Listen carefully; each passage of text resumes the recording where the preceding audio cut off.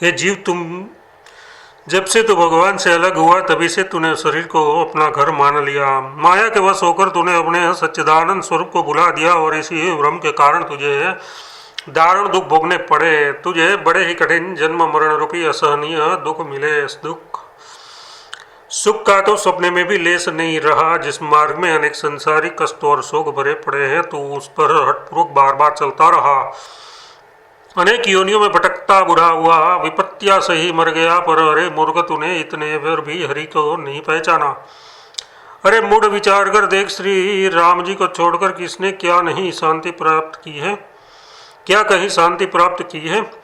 हे जीव, तेरा निवास तो आनंद सागर में है। यथार्थ तू आनंद स्वरूप ही है, तो भी तू उसे भूलकर क्यों प्यासा मर रहा है। तू विषय भोग रूपी मृग जल को सच्चा मानकर उनमें सुख समझकर मग्न हो रहा है, उसी में डूबकर नहा रहा है और उसी को पी रहा है। परंतु उस विष भोग रूपी मृग तृष्णा के जल में तो सुख रूपी सच्चा जल तीन काल में भी नहीं है। अरे दुष्ट, तू अपने सहज अनुभव स्वरूप को भूल कर आज यहाँ आ पड़ा है। तूने अपने उस विशुद्ध अविनाशी और विकार रहित परम सुख स्वरूप को छोड़ दिया है और व्यर्थ ही उसी प्रकार दुखी हो रहा है, जैसे कोई राजा सपने में राज छोड़कर कैद खाने में पड़ जाता है और व्यर्थ ही दुखी होता है। यथार्थ सपने में भी राजा राजा ही है, परंतु मोहवश अपने संकल्प से राज्य से वंचित होकर कारागार में पड़ जाता है और जब तक बुझाता नहीं तब तक व्यर्थ ही दुख भोगता है। इसी प्रकार जीव भी सच्चिदानंद स्वरूप को ब्रह्मवश भूल कर जगत में अपने को माया से बधा मान लेता है और दुखी होता है।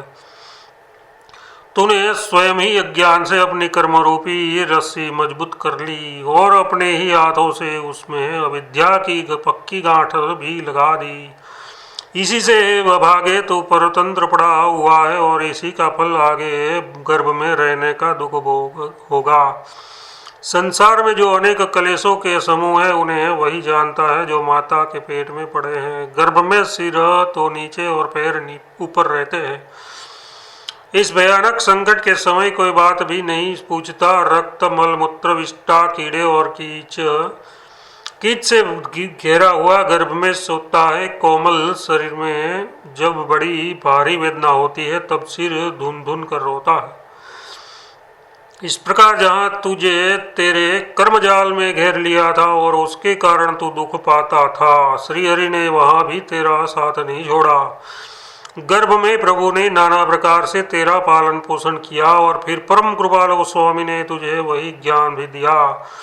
जब तुझे श्री हरि ने ज्ञान विवेक दिया तब तुझे अपने अनेक बार जन्मों की बातें याद आई और तू कहने लगा, जिसकी ये त्रिगुणमयी माया अति दुस्तर है, मैं उसी परमेश्वर की शरण हूँ जिस माया ने जीव समूह को अपने वश में करके उनके जीवन को निरस यथार्थ आनंद रहित कर दिया है और जो प्रतिदिन अत्यंत नई बनी रहती है। ऐसी माया रूपी जिस लक्ष्मी के पति ने गर्भकाल की इस विपत्ति में मुझे ऐसी विवेक बुद्धि दी है, वही मेरी इसी से तुरंत रक्षा करे। फिर तो पूर्व जन्मों में भजन न करने के लिए अपने मन में बहुत भांति से ग्लानि मानकर कहने लगा कि अब की बार संसार में जन्म लेकर तो चक्रधारी भगवान का भजन ही करूंगा। ऐसा विचार कर जो ही चुप हुआ कि प्रसव काल के पवन ने तुझ अपराधी को प्रेरित किया। उस अति प्रचंड वायु के द्वारा प्रेरित होकर तूने जन्म के समय नाना प्रकार के कष्टों को सहा। उस समय में उस भयानक कष्ट की आग में तेरा ज्ञान ध्यान वैराग्य और अनुभव सभी कुछ जल गया। यथार्थ मारे कष्ट के तू सब भूल गया। अत्यंत कष्ट के कारण तू व्याकुल हो गया और थोड़ा बल होने से एक क्षण भी तुझसे बोला नहीं गया। उस समय के तेरे दारुण दुख को किसी ने न जाना। उल्टे सब लोग पुत्र होने के आनंद में हर्षित होकर गाने लगे। फिर बचपन में तूने जितने महान कष्ट पाए वे इतने अधिक हैं कि उनकी गणना करना असंभव है। भूख रोग और अनेक बड़ी बड़ी बाधाओं ने तुझे घेर लिया, पर तेरी माँ को तेरे इन सब कष्टों का यथार्थ पता नहीं लगा। माँ ये नहीं जानती कि बच्चा किस लिए रो रहा है, इसके वह बार बार वैसे इसी से वह बार बार ऐसे ही उपाय करती है जिससे तेरी छाती और भी अधिक जले। जैसे अर्जिन के कारण पेट दुखने से बच्चा रोता है, पर माता उसे भूखा समझकर और खिलाती है, जिससे उसकी बीमारी बढ़ जाती है। शिशु कुमार और किशोरावस्था में तू जो अपार पाप करता है उसका वर्णन कौन करे। अरे निर्दय महादुष्ट, तुझे छोड़कर और कौन ऐसा है जो उन्हें सह सकेगा। जो जवानी में तू जो युवती स्त्री का आसक्ति में फंसा, तब तो महान अज्ञान और मद में मतवाला हो गया। उस जवानी के नशे में तूने धर्म की मर्यादा छोड़ दी और पहले गर्भ में और लड़कपन में जो कष्ट हुए थे उन सबको भुला दिया और पाप करने लगा। पिछले कष्ट समूह को भूल गया। अब पाप करने से आगे तुझे जो संकट प्राप्त होंगे, अरे उन पर विचार करके तेरी छाती नहीं फट जाती, जिससे फिर गर्भ के गड्ढे में गिरना पड़े, संसार चक्र में आना पड़े। तूने बारंबार वैसे ही कर्म किए जिस शरीर का परिणाम मरने पर कीड़ा राख या विष्टा होगा। कब्र में गाड़ने से सड़कर कीड़ों के रूप में बदल जाएगा, जलाने पर राख हो जाएगा, या जीव जंतु खा डालेंगे तो उनकी विष्टा बन जाएगा। उसी के लिए तो सारे संसार का शत्रु बन बैठा। पराय स्त्री और पराय धन पर प्रीति और दूसरे से द्रोह, यही संसार में नित्य नया बढ़ता गया। देखते ही देखते बुढ़ापा पहुंचा, जिसे तूने स्वप्न में भी नहीं बुलाया था। उस बुढ़ापे का हाल कहा नहीं जाता, उसे अब अपने शरीर में प्रत्यक्ष देख ले। शरीर जर्जर हो गया है, बुढ़ापे के कारण रोग और शूल सता रहे हैं, सिर हिल रहा है, इंद्रियों की शक्ति नष्ट हो गई है, तेरा बोलना किसी को अच्छा नहीं लगता। घर की रखवाली करने वाला कुत्ता भी तेरा निरादर करता है, अथवा कुत्ते से भी बढ़कर तेरा निरादर होने लगा है। कुत्ते को देर दूर से रोटी फेंकते हैं पर उसे समय पर तो दे देते हैं, तेरी उतनी भी संभाल नहीं। अधिक क्या तू खाने पीने तक को नहीं पाता। बुढ़ापे में ऐसी दुर्दशा होने पर तुझे वैराग्य नहीं होता। इस दशा में भी तू तृष्णा की तरंगों को बढ़ाता ही जाता है। ये तो तेरे एक जन्म के कुछ थोड़े से कष्ट गिनाए गए हैं, ऐसे अनेक बड़े बड़े जन्मों की सबकी कथा तो कौन कह सकता है। सदा चार खानों पिंडज अंडज स्वेदज उद्भिज में घूमता पड़ता है। अब भी तू मन में विचार नहीं करता, तो अब भी विचार कर ज्ञान को छोड़ दे और भक्तों को सुख देने वाले भगवान श्री राम का भजन कर। वे दुस्तर भवसागर के लिए जहाज रूप है, तू उन सुदर्शन चक्र धारण करने वाले देववती भगवान का भजन कर। वे बिना ही ये तो दया करने वाले हैं, बड़े ही उदार है और उस अपार माया से तारने वाले हैं। वे मोक्ष के, संसार की, लक्ष्मी के और इन प्राणों के नाथ हैं एवं मुक्ति